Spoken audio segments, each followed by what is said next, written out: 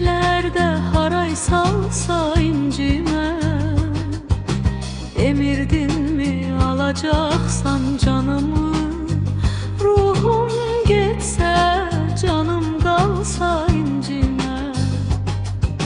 Hiç bildin mi senden neler çekti can?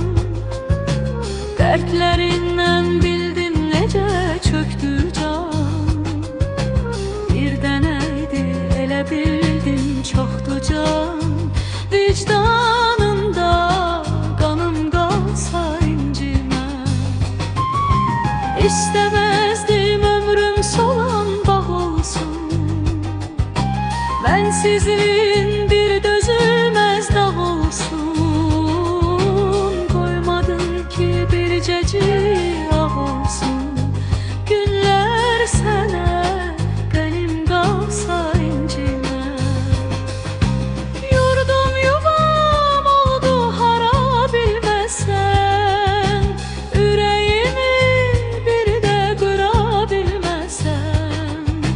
Mezarıma yakın dura bilmezsen. Beni cahan yola salsa incime.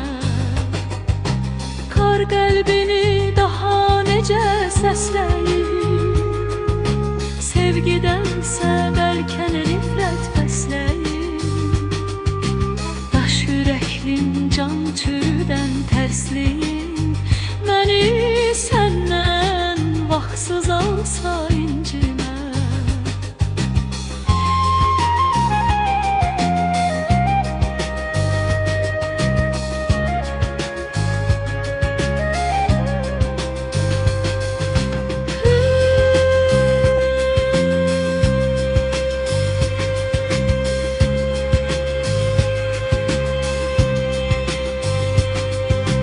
Eşiden de değişmişem dünyamı.